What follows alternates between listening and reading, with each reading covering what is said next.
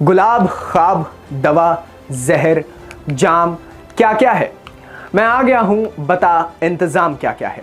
फकीर, शेख, कलंदर, इमाम क्या क्या है, तुझे पता नहीं तेरा गुलाम क्या क्या है। अमीरे शहर के कुछ कारोबार याद आए, मैं रात सोच रहा था कि हराम क्या है। अरे ये मेरी लाइनें नहीं है, ये तो हमारे प्यारे राहत इंदौरी जी की लाइनें हैं, जो अब हमारे बीच में नहीं रहे। खैर, ये हम आपको बताएंगे कि हमें अचानक से राहत इंदौरी की इन लाइनों की क्या जरूरत पड़ी। नमस्कार, मैं हूं नितेश ठाकुर और आप देख रहे हैं जनहित टाइम्स। आरोपों की सही माने तो दिल्ली में एक्साइज नीति में बदलाव से आम आदमी पार्टी ने बहुत कमाई की है। आरोप, कमाई, एक्साइज नीति में बदलाव। रुको रुको, मैं आराम से समझा देता हूं। रेवड़ी मामले में केजरीवाल सरकार ने सुप्रीम कोर्ट के सामने कल्याणकारी राज्य के संवैधानिक प्रावधानों की दुहाई दी और वहीं दूसरी तरफ अनुच्छेद 47 में शराबबंदी के संवैधानिक निर्देशों को धता बताते हुए आम आदमी पार्टी ने दिल्ली को शराब की राजधानी बनाने में कोई कसर नहीं छोड़ी। शराब पीने की न्यूनतम उम्र को 25 साल से घटाकर 21 साल करने के बाद उसे 18 साल करने की कोशिश हुई। ड्राई डे की संख्या को 23 से कम करके 3 दिन करने के साथ रिहायशी इलाकों में शराब की दुकानों का विस्तार किया गया। तो फिर ड्रग्स, तंबाकू और शराब की आमदनी को बैड मनी कैसे कहा जाए। अन्ना यानी कि अन्ना हजारे, अन्ना के अनुयायियों ने युवाओं, महिलाओं और मजदूर वर्ग में शराब की सप्लाई बढ़ाकर शिक्षा और स्वास्थ्य सुविधाओं के चैंपियन बनने का दावा किया। इस विरोधाभास को संविधान, जन कल्याण और नैतिकता के लिहाज से कैसे जायज माना जा सकता है। इस मामले में जेपी के शागिर्द नीतीश ने स्पष्ट रवैया अपनाते हुए कहा कि शराबबंदी से बिहार में महिलाओं की सुरक्षा के साथ अपराधों में भी कमी आई है। एक्साइज नीति में अनियमितता के साथ भ्रष्टाचार होने का सच सामने आने में समय लगेगा, लेकिन इस विवाद के बाद आम आदमी पार्टी के दोहरे रवैये और ऑपरेशन लोटस के आरोपों से आने वाले चुनावों का गणित जरूर बन और बिगड़ सकता है।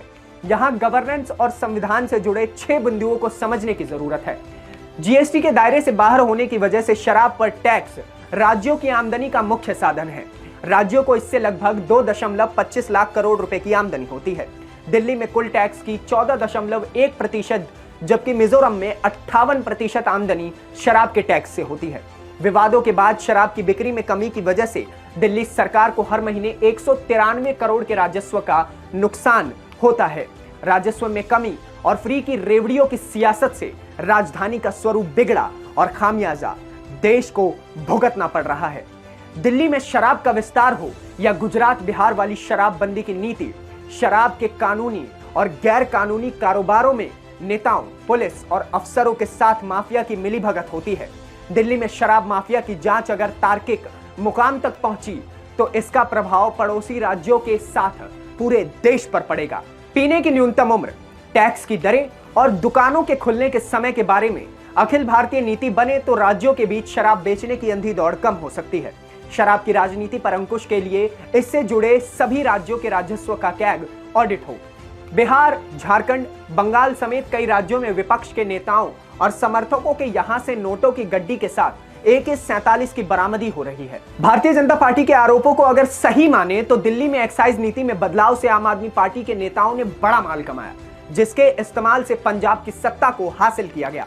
दूसरी तरफ महाराष्ट्र, मध्य प्रदेश समेत कई राज्यों में विधायकों के सामूहिक दल बदल से सरकार बनाने से साफ है कि गड्डियों के खेल में भारतीय जनता पार्टी भी चैंपियन है। प्रधानमंत्री मोदी ने कहा है कि सरकार बनाना आसान है, लेकिन देश बनाना कठिन है। सत्ता की राजनीति के लिए भ्रष्ट माफिया के साथ पक्ष और विपक्ष की सभी पार्टियों ने गलबहियां कर रखी है। राजनीति को भ्रष्टाचार से मुक्त करने के लिए अन्ना हजारे ने आंदोलन शुरू किया था। एक्साइज घोटाले में भले ही किसी को सजा ना मिले, लेकिन इन आरोपों के बाद आम आदमी पार्टी की नैतिक श्रेष्ठता का भाव कुंठित हुआ है। जयप्रकाश के बाद अन्ना के अनुयायियों की विफलता से व्यवस्था में सुधार और देश निर्माण की उम्मीदें धूमिल होने से जनता में बेचैनी और निराशा है। चुनावों के पहले और तख्ता पलट के संक्रमण काल में विपक्ष के खिलाफ IT और CBI, ED का दुरुपयोग अब आम बात हो गई है। पश्चिम बंगाल के भारतीय जनता पार्टी नेता दिलीप घोष ने कहा है कि CBI अधिकारियों की TMC नेताओं के साथ सेटिंग के बाद ED को मैदान में उतरना पड़ा। जांच एजेंसियों के दुरुपयोग से पुलिसिया ताकतों को बढ़ावा मिलने के साथ कानून का शासन आहत होता है। इससे अदालतों में भी बेवजह के मुकदमेबाजी बढ़ रही है। पक्ष और विपक्ष के भ्रष्ट और अपराधकारी नेताओं और माफियों पर कार्रवाई हो तभी देश का इकबाल बुलंद होगा। बता दें कि मौजूदा आबकारी नीति खत्म होने का काउंटडाउन शुरू हो गया है। 2 दिनों बाद इसके तहत दिल्ली में जितनी भी प्राइवेट दुकानें खुली हैं उन पर ताला लग जाएगा। सरकारी दुकानों पर शराब की बिक्री होगी। प्राइवेट दुकानदारों को 31 अगस्त तक ही लाइसेंस जारी किया गया है, लिहाजा शराब पर मिलने वाली छूट का खेल भी खत्म हो जाएगा। पुरानी नीति के तहत शराब की दुकान खोलने की तैयारियां भी तेज कर दी गई हैं। हालांकि जब एक साथ प्राइवेट दुकानें बंद होंगी तो संभव है कि 1 सितंबर को शराब की किल्लत और काला बाजारी का बाजार गर्म रहेगा। आबकारी विभाग की पुरानी नीति में सरकारी के साथ साथ प्राइवेट दुकानदारों को भी लाइसेंस जारी किया गया था, लेकिन मौजूदा आबकारी नीति पर कथित भ्रष्टाचार के आरोप लगने की वजह से फिलहाल निजी लाइसेंस जारी नहीं किया गया है।